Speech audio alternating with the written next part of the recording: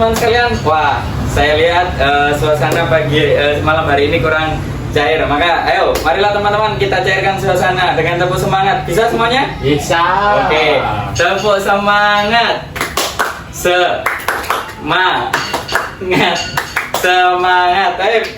Saya lihat sudah semangat semua. Kita mulai trainer kita pada malam hari ini.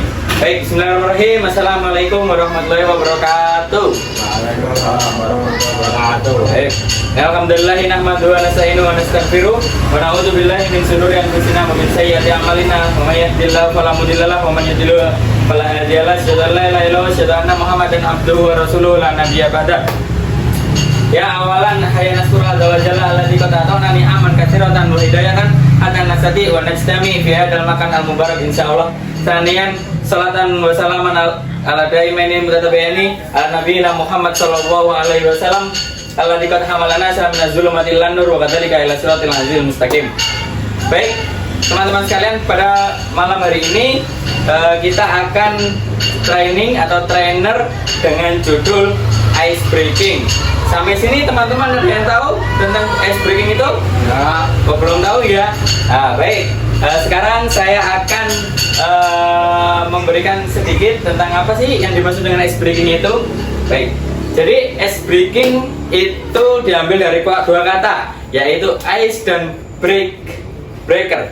Ice yang berarti dingin dan breaker yang artinya memecahkan. Nah, dari sampai sini sudah kelihatan bahwasannya ice breaking itu artinya mencairkan atau mencairkan sebuah suasana. Oke, jadi maksud dari ice breaking itu adalah usaha untuk memecahkan atau mencairkan suasana yang kaku seperti es agar lebih nyaman dan mengalir santai. Nah, maka dari itu biasanya di sebuah training atau trainer itu permulaan menggunakan ice breaking. Karena kenapa? Karena supaya mencairkan suasana, biar suasana bisa menjadi tenang, bisa nyaman dan santai. Baik, itulah paparan dari pengertian ice breaking. Selanjutnya kita ke tujuan ice breaking. Apa sih tujuan dari ice breaking itu? Ya, jadi tujuan dari ice breaking pertama mengarahkan otak pada kondisi gelombang alfa. Nah, jadi biasanya ketika kita melakukan trainer ya, biasanya audiens tuh kelihatan bagaimana ya, kelihatan agak bosan atau dan lain-lain. Nah, sehingga adanya metode ice breaking ini, anak-anak audiens bisa lebih nyaman lagi dan kayak pemikirannya itu kembali fresh sehingga dipermudah dalam pembelajaran atau trainer. Yang kedua, membangunkan suasana. Nah, di sini tujuan ice breaking itu sudah kelihatan, yaitu membangun sebuah suasana agar suasana itu bisa menjadi ceria, bisa cair kembali, bisa semuanya bisa senang. Selanjutnya, yang ketiga yaitu menjaga stabilitas kondisi psikis dan fisik. Ya, jadi biasanya semua orang kan fisik atau psikis seseorang itu kan berbeda-beda. Maka dari itu diadakannya ice breaking ini agar fisik mereka bisa lebih fresh lagi, bisa lebih cair lagi. Selanjutnya yaitu tujuannya terciptanya kondisi yang dinamis, ya, kondisi yang baik, suasana yang baik.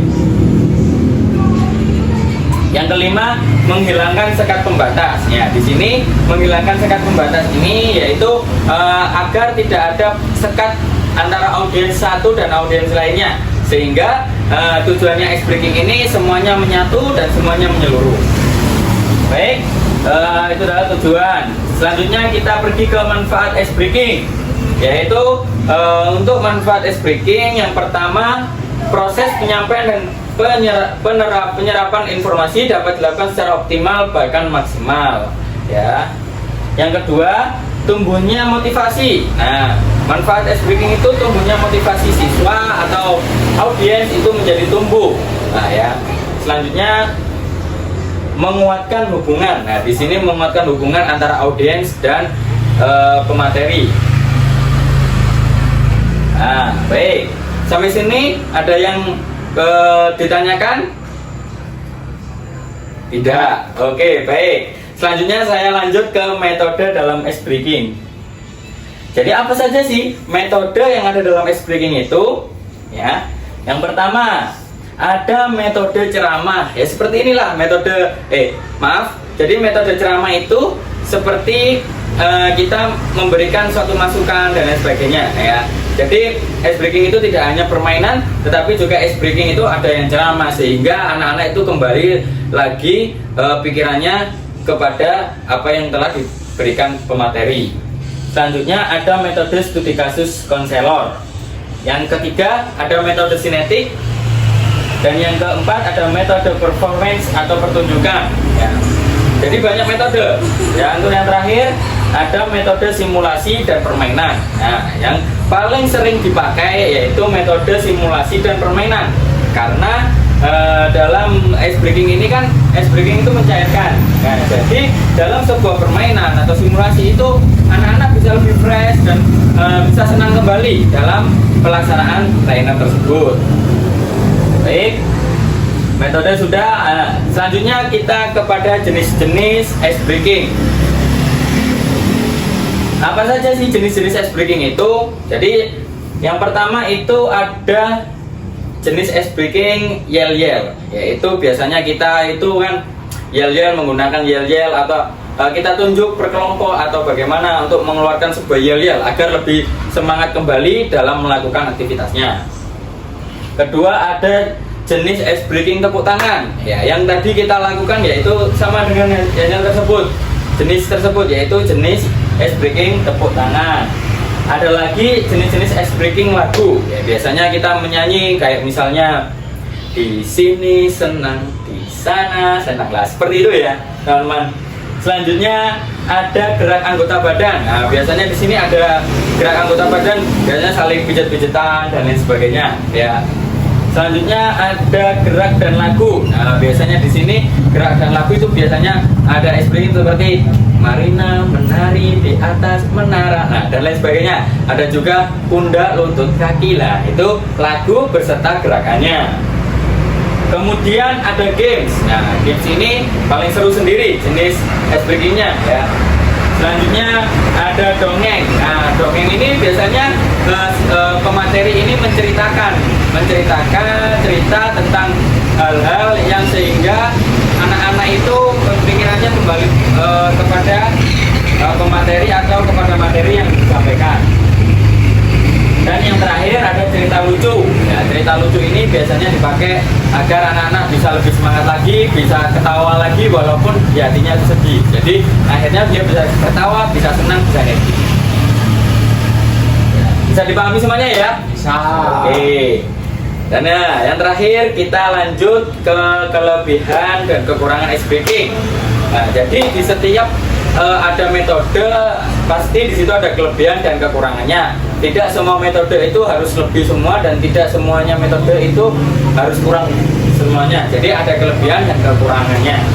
Baik, yang pertama kelebihan apa saja kelebihan dan kekurangan dalam ice breaking itu? Ya, pertama kelebihan ice breaking. 1. Waktu panjang terasa cepat. Nah, jadi adanya ice breaking ini biasanya waktu yang pemateri itu padahal sudah panjang, karena adanya ice breaking ini anak-anak senang dan sehingga lupa akan waktu itu yang panjang sehingga terasa lebih cepat. Kemudian yang kedua menyenangkan. Nah, jadi kelebihan dari ice breaking itu menyenangkan. Nah, menyenangkan suasana, menyenangkan hati dan lain sebagainya sehingga ilmu atau materi dari pemateri itu bisa masuk secara baik. Yang kedua digunakan secara spontan atau terkonsep. Ya, jadi kelebihan dari ice breaking ini tidak berlebih tidak susah-susah banget karena bisa dilakukan secara spontan dan tidak memakai memakai hal-hal yang merepotkan. Jadi mudah dan konsepnya itu sangat dimudahkan. Yang terakhir suasana kompak dan menyatu. Nah, maka dari itu kelebihan dari ice breaking ini yaitu suasana audiens, suasana yang ada di trainer itu bisa kompak dan bisa menyatu antara audiens dan pemateri. Selanjutnya apa saja sih kekurangan dari ice breaking itu? Nah,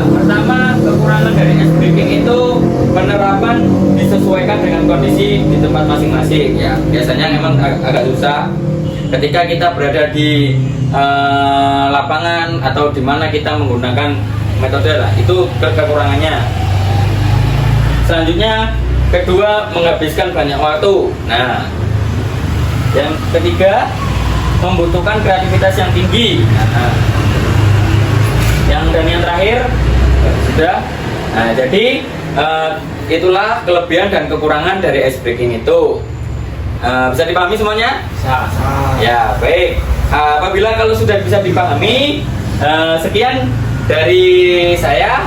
Mungkin ada kurangnya, saya mohon maaf sebesar-besarnya. Wabillahi taufiq wal hidayah, wa ridha wal inayah. Summa syukran. Wassalamualaikum warahmatullahi wabarakatuh. Waalaikumsalam.